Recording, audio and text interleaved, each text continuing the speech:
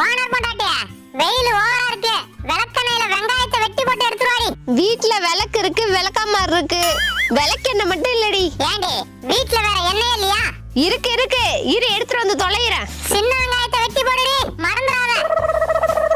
இதுதான் சின்ன வெங்காயம்.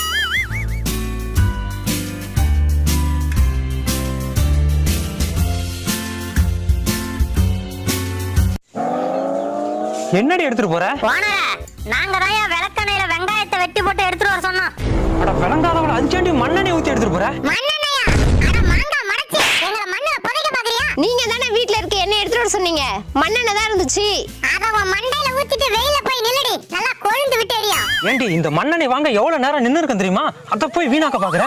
ஏண்டா மலைக்கோட்டை மங்கி, எங்க உசுரை விட உனக்கு மண்ணெண்ணெய் பெருசா? இதுக்கப்புறம் இந்த பண்ணையில இருந்தா நம்ம யமராக ஏத்தி விட்டுருவான். கிளம்புறாடா சாமி.